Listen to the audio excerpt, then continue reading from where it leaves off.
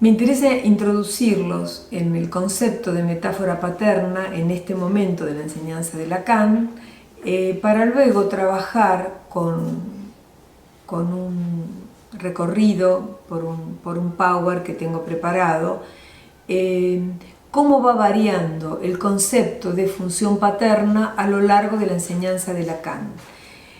Este power va a orientarlos más allá de este paradigma 2, sino a lo largo de toda su enseñanza, porque efectivamente es un concepto que va variando en Lacan, aunque hay algo que permanece constante, que es el concepto de forclusión del nombre del Padre. Esto Lacan no lo varía a lo largo de su enseñanza, pero sí la cuestión de la función paterna. Entonces voy a ofrecerles en ese power que van a tener ubicado en este apartado, pero que en realidad van a poder ir siguiéndolo, ¿no? Cómo va variando la altura del seminario 7, del 10 y luego hacia el final de la enseñanza de Lacan.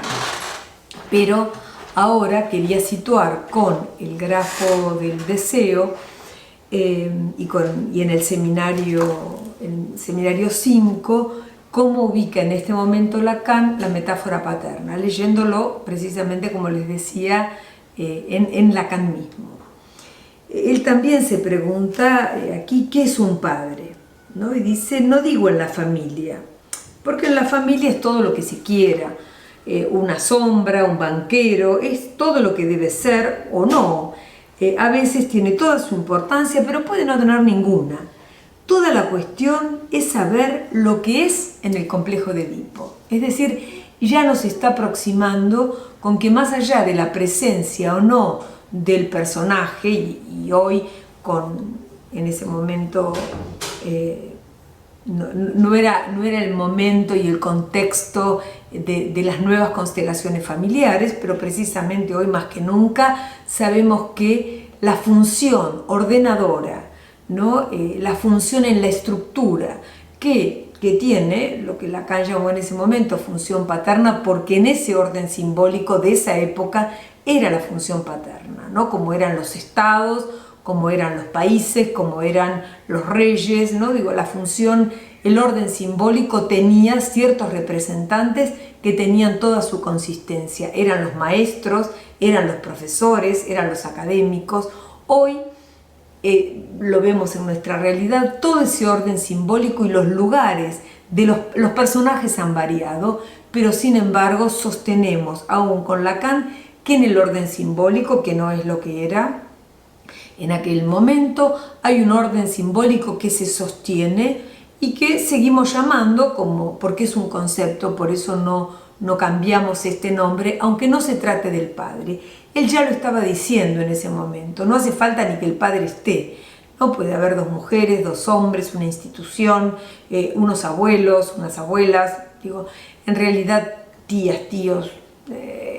¿Quién ocupa el lugar? Es fundamentalmente quién ocupa el lugar en la estructura tal como la entendemos en el complejo de Edipo.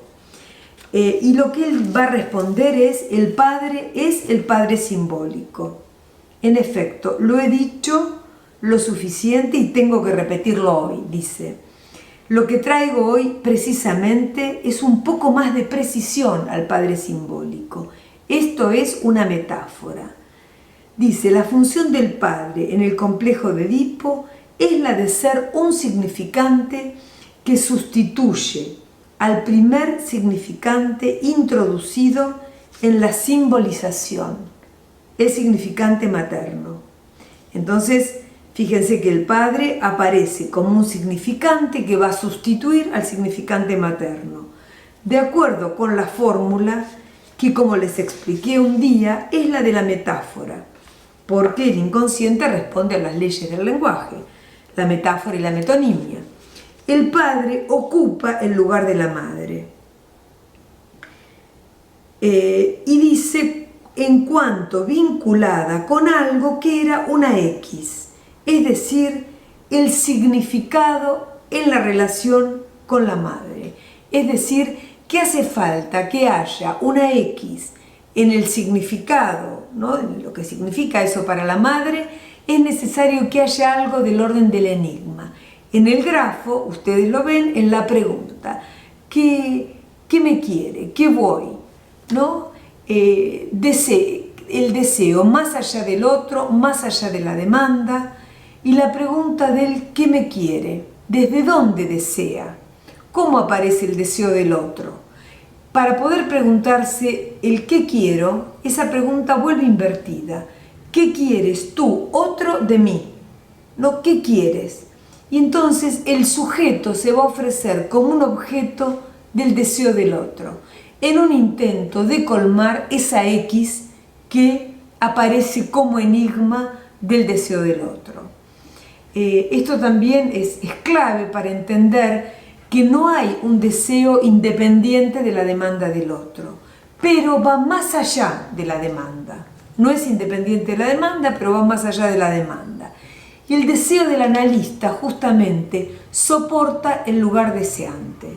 Los invito a pensar si el deseo del analista no podríamos ubicarlo para la neurosis en ese lugarcito en el piso superior del grafo que justamente en lugar de pulsar hacia la petrificación o hacia la imaginarización, hacia la respuesta del yo o no yo, no pulsa hacia el piso superior para soportar el lugar deseante, para que se abra precisamente el lugar del deseo que reconduce una y otra vez al análisis en busca de esa X, de ese enigma en relación al deseo del otro, ¿no? Entonces, de ese sujeto que aparece como objeto, que se ofrece como objeto de deseo del otro,